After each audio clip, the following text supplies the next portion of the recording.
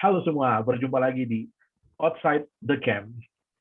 Hari ini Halo Kak, bersama saya Anthony. saya Andreas. Saya Kartini. Saya Vivi. Hari ini kita ada di Bincang Santai episode yang keempat. Wah, tepuk tangan dulu dong. Nah, senang banget nih teman-teman, kita udah punya nama channel ya. Nama channelnya adalah Outside the Camp. Nah, sudah ada subscribernya 30-an, jadi minta tolong ya teman-teman untuk yang baru tahu, baru dengar, atau baru nonton, di subscribe channel kita, supaya kita makin semangat untuk buat reaksi-reaksi yang terjadi di dunia saat ini dari sudut pandang masyarakat atau sudut pandang orang Kristen, gitu ya. Nah, hari ini pada episode yang keempat, kita mau bahas tentang non-biner. Wah, ya ini non-biner itu dalam bahasa Inggris disebut non-binary, atau ada kata-kata lain disebut genderqueer atau genderless. Artinya adalah orang-orang yang tidak tidak menunjukkan gendernya pada salah satu laki-laki atau perempuan.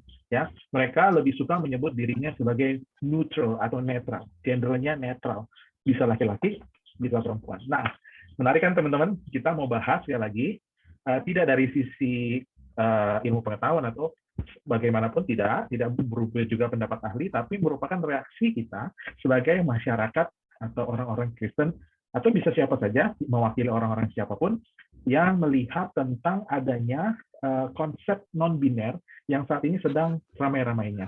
Ya, yang saya tahu ini dimulai dari beberapa tahun lalu, mulainya tuh ada di daerah Asia atas, Jepang, China, Korea, menurut yang saya tahu. Ternyata sudah masuk ke Indonesia dan mulai berkembang di Indonesia juga. Bahkan ada social media influencer ya yang juga menganggap dirinya dengan terang-terangan menemukan bahwa dirinya non-biner, lalu dia mau mengedukasi orang-orang Indonesia mengenai non-biner tersebut. Nah, makin penasaran ya, biar nggak lama-lama, kita mau menampilkan video tentang dua orang yang mengaku dirinya sebagai non-biner. Mari kita lihat videonya ya, teman-teman. Buat yang di Spotify, boleh dengerin aja ya, karena nggak bisa dilihat, jadi dengerin via rekaman. Jangan lupa juga di subscribe, didengerin di Spotify. Oke.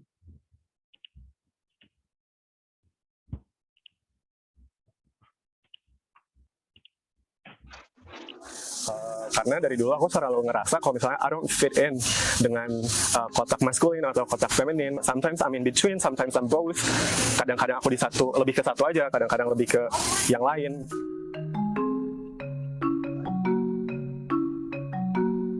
Jadi selama ini masyarakat hanya tahu bahwa gender itu ada dua, laki-laki dan perempuan.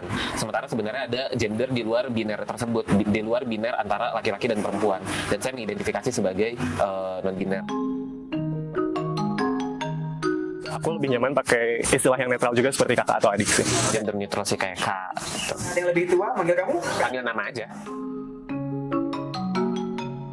Gak nyaman dan was-was kalau misalnya ada di toilet pria selama tumbuh tuh dikelilingin sama cowok-cowok yang kalau misalnya bercanda itu kelewatan. Sebenarnya aku cari aman aja sih, karena belum hidup di masyarakat yang ideal. Aku memilih fasilitas publik yang identifikasi gender laki-laki gitu. Kalau misalnya aku merasa nyaman dengan tempat tersebut ya aku akan masuk, tapi kalau misalnya nggak nyaman aku nggak masuk sama sekali, aku tahan aja sampai pulang. Nah, itu Kak, mengenai gender non-biner. Nah, menarik sekali ya. Jadi ternyata tadi dia katakan bahwa ternyata ada masyarakat tuh belum tahu katanya, ya, karena katanya selain dari laki-laki dan perempuan, ada masyarakat yang nggak tahu bahwa ternyata ada gender non-biner. Wah, katanya masyarakat nggak tahu nih Kak. Nah, jadi sekarang kita mau kasih reaksi. Balik lagi ya, ini kita sama sekali nggak mau tidak menyudutkan atau tidak mendiskreditkan orang-orang tertentu, hanya memberikan reaksi atau opini kita sebagai masyarakat biasa. Silakan Kak Andreas. Iya, ini sesuatu yang baru ya buat saya ya. Ternyata memang ada pandangan masyarakat seperti ini. Dan menurut saya sih, dari zaman dulu yang pada umumnya kita tahu hanya ada laki-laki dan perempuan ya. Dan disebut laki-laki itu dengan ciri-cirinya dengan alat kelamin laki-laki. Kalau perempuan ya dengan alat kelamin perempuan dan bisa mengandung dan melahirkan anak-anak begitu. Saya rasa itu sudah, karena saya ini orang yang beragama, saya ngelihat dari sudut pandang agama bahwa laki-laki dan perempuan itu adalah produk daripada ciptaan Tuhan. Gitu. Jadi saya pikir jenis kelamin laki-laki dan perempuan itu sudah merupakan yang paling tepat, ya, yang paling tepat dan sudah berlaku dari zaman dulu. Ya, tidak ada jenis kelamin yang lain menurut saya dalam pandangan saya. Jadi tidak diperlukan lagi hal-hal yang lain di dalam masyarakat. Ya, saya tidak tahu kalau nanti perkembangan ke depannya ada perubahan yang sangat signifikan, saya kurang gitu ngerti. Tapi menurut saya yang paling ideal sekarang ini adalah laki-laki dan perempuan karena memang punya ciri-cirinya sendiri, gitu ya. Kak sendiri setuju nggak tentang non-binary ini, Kak? Tidak setuju, karena memang dari permulaan zaman kita diciptakan laki-laki dan perempuan saja, tidak ada jenis yang lain. Nah, disebut laki-laki dengan ciri-cirinya seperti ini, perempuan dengan ciri-cirinya sendiri. Begitu. Saya pikir udah cukup jelas. Pandangan saya begitu sih, Kak. Thank you, Andreas. Gimana nih, Kak Kartini? Apakah Tuhan salah atau salah buat, salah produksi, atau harusnya gendernya netral? Nanti kita milih sendiri perangkatnya atau seperti apa nih, Kak Kartini? Iya. Namanya sebagai, kalau menurut saya sebagai yang diciptakan gitu ya, itu tidak bisa, kita kan baru mau dibentuk, kita sudah menentukan kita pengennya seperti apa gitu ya. Jadi kita menentukan kita maunya seperti apa, padahal kita ini adalah ciptaan, bukan yang menciptakan. Kalau kita yang menciptakan, baru kita bisa menentukan maunya seperti ini, seperti ini, seperti ini. Kan kita diciptakan, jadi ya kalau sudah jadinya begitu ya sudah gitu loh. Pernyataan Dian tadi, selama ini masyarakat belum tahu itu ya, saya juga bingung. Saya masyarakat Indonesia, saya aja baru tahu gitu ya. Ternyata ada jenis kelamin yang lain gitu ya. Iya, jadi ada kata-kata spesifik tadi ya. Ternyata masyarakat Indonesia belum tahu ya. Iya, masyarakat Indonesia betul. Ada sebutkan Indonesia ya.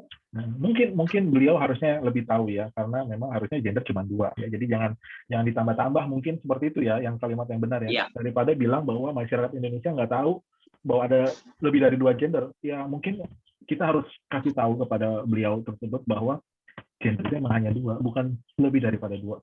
Nah, gimana nih, Kak Vivianti, apakah menolak atau mendukung atau seperti apa? Silakan, Kak. Wah, saya sama sekali tidak mendukung adanya non-binary. Laki-laki dan perempuan itu aja sudah cukup ya. Menurut saya, orang-orang yang menganggap dirinya non-binary itu adalah seseorang yang belum bisa menilai jati dirinya sendiri. Ya, kalau dia merasa ketidaknyamanan berdekatan dengan laki-laki atau dia tidak nyaman dengan perempuan, nah terus nanti dia nyamannya di mana gitu, sedikit-sedikit seperti perempuan, sedikit-sedikit seperti laki-laki gitu, gimana ya? Apakah dia belum memahami? Saya sampai mikir kayak gini, hubungan dengan orang tua mereka itu seperti apa? Apakah ada komunikasi, misalnya orang tuanya mereka tuh memberitahu nih sikap sebagai seorang laki-laki seperti apa, sebagai perempuan bagaimana, atau dari dirinya yang menolak ya untuk komunikasi tersebut, sehingga mulai dari bermacam-macam pergaulan yang dia coba dan mungkin dari lingkungannya ya yang membawa dia seperti itu, ataupun mungkin dia melihat sesuatu sampai dia terbawa imajinasi dan menyimpulkan oh dia ini adalah orang yang non-binary, bukan gimana ya laki-laki atau perempuan gitu. Jadi menurut saya dia belum bisa menilai jati dirinya sendiri. Gimana nanti untuk masa depannya? Kalau dia menikah nanti gimana? Pasangannya seperti apa? Nah, itu menurut saya. Jadi saya menolak sekali. Thank you nih Kak Vivi ya. Nah, tumben nih Kak Vivi. Ya baru di topik ini bicaranya volumenya agak kencang. Tepuk tangan dong Kak Vivi. Nah, teman-teman. Ya. Nah, ini teman-teman ya yang apa namanya? Jadi kita buat saya sendiri, kita tidak mendeskripsikan kalau itu ada permasalahan tentang fisik, permasalahan tentang hormon dan segala macam ya, karena kita nggak bisa judge itu. Itu bisa diselesaikan dengan medical ya. Tapi kalau ini berdasarkan perasaan, ya, berdasarkan kebiasaan, ini yang harus kita tolak ya, bahwa kalau dia tidak ada masalah, ya, tapi berdasarkan hanya aku sukanya terlihat, aku sukanya pakai baju-baju cewek gitu ya, aku sukanya terlihat pakai apa namanya lipstick kalau yang cowok, atau yang cewek sukanya seperti apa, ini yang menurut saya harus di stop gitu ya, karena ini pada akhirnya akan membuat yang namanya kebingungan. Ya, kita bingung gitu ya. Nanti kita ketemu sama orang panggil Mas salah, panggil Mbak salah, gitu ya. Bahkan ya tadi di video ini YouTube tadi menjelaskan bahwa ada kebingungan untuk masuk di kamar mandi nih, kakak-kakak. Ya, balik lagi dikatakan bahwa ya masyarakatnya tidak ideal. Halo, ini menurut saya ini sudah sangat ideal. Ya, justru ini malah menjadi kontraproduktif kalau ada toilet yang netral. ya nanti akan terjadi hal-hal yang tidak kita inginkan gitu ya. Misalnya istri kita masuk ke kamar mandi, ternyata di situ ada cowok, ada gimana, perasaan kita nggak tenang. Atau mungkin suaminya istri-istri melihat cowoknya masuk kamar mandi, ternyata ada ibu-ibu juga masuk ke dalam. Ini kan sementara bathroom itu adalah private area atau private room. Jadi menurut saya dengan adanya gender ini itu bukanlah masyarakat yang tidak ideal, justru itu sangat ideal gitu ya, karena itu menunjukkan norma-norma yang jelas, mana tempatnya laki-laki, mana tempatnya perempuan. Nah, gimana nih Kak Andreas? Apakah benar masyarakat kita tidak ideal nih Kak Andreas? Saya pikir sudah sangat ideal Kak, ya karena dari dulu kita memang sudah mengenal dua istilah ini aja ya, dua jenis kelamin ini aja. Saya pikir sudah sangat ideal. Dalam berbagai aturan dan surat-surat yang diterbitkan dari pemerintah juga kan hanya ada dua pilihan, laki-laki dan perempuan. Saya rasa sudah sangat baik. Oke, nih Kak Kartini bagaimana nih? Nanti ini kan berhubungan dengan tadi yang baru dibahas tentang KTP, tentang toilet. Kedepannya mungkin ada baju, ya. Jadi akhirnya baju nanti non-biner bajunya. Ya, nanti lama-lama ada KTP, KTP-nya juga nggak jelas. Nah, ini gimana nih? Apakah ke depannya memang kita harus non-biner atau karena tadi dikatakan masyarakat kita tidak ideal atau seperti apa nih Kak Kapi? Kalau saya masalah kamar mandi ya udah biar netral, dia cari kamar mandi umum aja gitu ya, nggak ada gambar laki atau perempuan umum gitu ya, terus dia masuk gitu kan, umum kan untuk laki-laki dan perempuan. Kalau masalah berpakaian kan kita sudah tahu ya perempuan yang harus seperti apa dan laki seperti apa, dan kalau kedepannya ada perubahan nggak mungkin karena yang kita tahu jenis kelamin hanya dua jenis, itu hanya dua lah, itu laki-laki dan perempuan, jadi tidak mungkin ada ke depan atau sampai kapanpun saya yakin dan percaya tidak akan ada perubahan walaupun surat-surat ataupun KTP untuk jenis kelamin yang netral, tidak ada gitu ya. Dan saya tidak setuju gitu ya. Bagaimana nih Kak Vivi? Silakan Kak Vivi. Ya, kalau saya memang udah sangat ideal. Kalau mau masalah toilet umum, bikin toilet umum sendiri saja kali ya mereka ya. Atau gimana ya jelasinnya? Intinya kalau Kak Vivi sendiri nyaman nggak kalau misalnya digabung sama laki-laki toilet? Oh, nggak nyaman ya. Saya lebih memilih toilet perempuan. Kalau memang ada petunjuk toilet perempuan, saya akan ke toilet perempuan. Kalaupun hanya ada satu toilet umum, yaitu saya harus periksa dulu gitu, apakah di sekeliling saya ada laki-laki atau tidak. Jadi saya harus lihat. Kalaupun misalnya saya lihat tiba-tiba saya mau masuk terus yang laki-laki ini masuk, ya pasti saya tidak akan memilih tempat itu. Kadang-kadang saya bertanya, kalaupun ada Tuhan menciptakan orang seperti ini benarkah Tuhan kita gitu? Sangat tidak mungkin kan, impossible banget. Hanya ada laki-laki dan perempuan gitu. Kalaupun saya lihat juga di film-film, memang mungkin tuntutan kali ya, biar mereka lebih cantik, biar lebih ganteng, sehingga mereka harus pakai lipstik, bedak dan sebagainya gitu. Tapi ya itu mungkin hanya untuk acting gitu. Tapi untuk kehidupan sehari-hari, ya untuk pekerjaannya. Tapi kalau untuk sehari-hari seperti itu, wah jujur sudah salah. Baik. Ya, thank you Kak Vivi ya. Jadi ini menarik sekali ya. Jadi memang tentang non-biner ini, karena ini pastinya akan menciptakan kebingungan kalau ini terus-terus digembor-gemborkan. Balik lagi nih Kak, mereka-mereka yang tadi berbicara ini adalah influencer ya, non-biner. Jadi mereka memberitahukan bahwa masyarakat itu harus terbuka terhadap non-biner ya, karena ada orang-orang yang diciptakan itu neutral. Jadi balik lagi nih dari sisi saya sebagai masyarakat tradisional istilahnya, yang saya bilang tradisional kenapa? Karena memegang asas-asas moral Alkitab dan segala macamnya. Jadi kami pada kesimpulannya adalah dari saya adalah nggak ada itu non-biner. Ya. Kalau tadi dilihat dari sisi klinis, medikal dan segala macam, silakan dibereskan di sisi medikal. Tapi kalau ini bicara tentang kebiasaan, perasaan, kemauan, ya ini adalah hal yang salah.